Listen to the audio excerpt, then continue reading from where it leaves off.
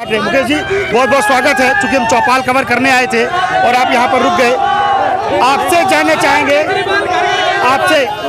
आपसे जानना चाहेंगे किन मुद्दों को लेकर लोगों के बीच में जा रहे हैं और क्या रिस्पांस मिल रहा है। ऐसा है, केजरीवाल जी ने जो काम किया है वो मुद्दा है।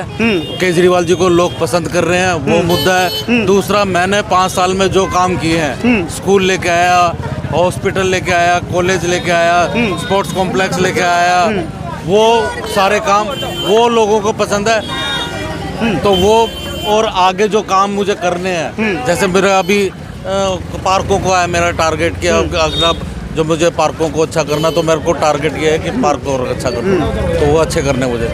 मुकेश जी ये बताइए, अभी हमने देखा है कि चूंकि केजरीवाल ने जब योजनाएं चलाई, जो फ्री की बड़ी जो बीजेपी वाले कह रहे थे, अब उसको लेकर तमाम पार्टियां उसी पर आ गई है, बैक टू बैक है ना। और अब लोग कह रहे हैं कि भाई हम किसको वोट करें, इसमें लोगों में कहीं ना कहीं कंफ्यूजन की स्थिति में है। तो आपके पास भी ऐसे सवाल आते होंगे जब समर्थकों के बीच जाते होंगे। हाँ, केजरीवाल जी माइंडेड आदमी है, IRS ऑफिसर रहे हैं वो। उनके पास प्लानिंग है कि मुझे पब्लिक के लिए क्या काम करना है। हमारी जो आम आदमी पार्टी है, आम आदमी के लिए काम कर रही है और आम आदमी के लिए स्कीम बनाई है।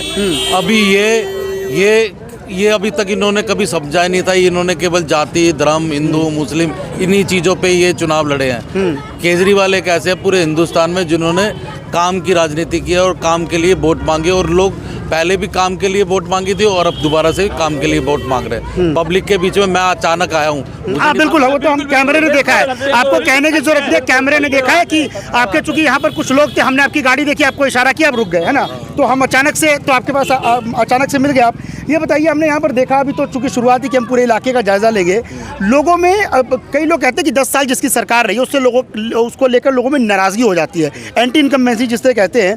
तो उसका कितना इम्पैक्ट आप चूंकि इलाके में घूम रहे हैं, कितना नजर आ रहा है? जीरो। कोई एंटी इनकम्बेंसी नहीं है, सब केजरीवाल के साथ है। बिल्कुल कोई भी कहीं से नहीं है, ये तो शब्द है ही नहीं। जी हमें फर्क नहीं लगता। अब ये जो मोदी वाले जो आदमी हैं, उनको चाहिए 300 लीटर की टंकी घर पे, 500 लीटर का फ्रिज चाहिए। ये सोचते सारा कुछ फ्री में मिल जाए।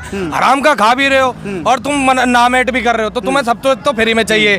और तुम कह रहे हो कि हमें कुछ नहीं मिल रहा, हमें राशन नहीं मिल रहा, हमें ये नहीं मिल रहा। अब तुम्हारे घर में क्या शादी करा के भी दे दे तुम्हारे बच्चों की, इंश्योरेंस करवा दिया हमने। आप जनता के बीच घूम रहे हैं। अब ये बताइए कि देखिए, सत्ता किसी की भी आए, कई बार ये होता है कि केंद्र वाले काम नहीं करने देते, ऐसा केजरीवाल कहते हैं और आप भी वाकिफ होंगे, है ना। तो आगे किस तरीके से तालमेल रखेंगे? मान लीजिए यदि सत्ता वापसी करते हैं आप लोग, तो कितना कि उस चुनौती को किस तरीके से दरकिनार करेंगे? ऐसा जैसे ये अध्यादेश आया था, दिल्ली अध्यादेश, तो उसमें कुछ बदलाव आया था। उन्होंने पावर LG को ज़्यादा दे दी। तो अब जो स्कीम बनी है, जो रूल बना है, उसके मुताबिक हम काम करेंगे। क्योंकि उसके जैसे रूल बना था, रूल बनते ही केजरीवाल जी और डिप्टी CM साहब को गिरफ्तार कर लिया गया था। तो उसमें हमने थोड़ा सा अपना कुछ दिमाग नहीं लगाया था। लेकिन अब हम लोग सोच समझ के और जैसे जैसे जिसको जैसे पावर मिली है उसके हिसाब से काम करेंगे और पब्लिक के हित में हमने काम करना है। क्योंकि पब्लिक ने हमको प्यार दिया और पब्लिक आगे भी हमको प्यार दे रही है, तो हम उसके अनुसार काम करेंगे। मुकेश जी की सुल्तानपुरी सीट से मैं बात करूँ तो किससे टक्कर है? मेरी किसी से भी टक्कर नहीं, मेरी अपने से टक्कर है। एक तरफा? हाँ, एक तरफा। अरे हमें किसी की दर्द नहीं है, हमारे सर जैसे भी है ओके है। हमें बुरे हो अच्छे हो, हमारे को सही लग रहे हैं, हमारे लिए काम कर रहे हैं। हमारे को दुनिया से कोई मतलब नहीं है, हमारी पब्लिक ओके है। मुकेश, पिछली बार ये 48,000 वोटों से जीते थे, अब इस बार 70,000 वोटों से जीतेंगे।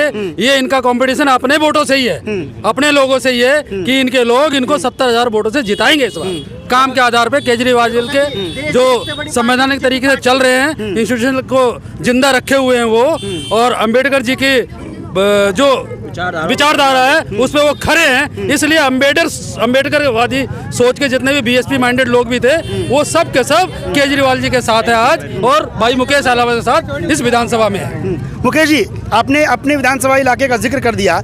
दिल्ली में क्या लगता है आपको? दिल्ली में चूंकि कई लोग कह रहे हैं कि केजरीवाल वर्सेज BJP है, कांग्रेस कहीं है नहीं, दिल्ली में क्या लगता है आपको आम आदमी पार्टी की किससे टक्कर है आपके हिसाब से?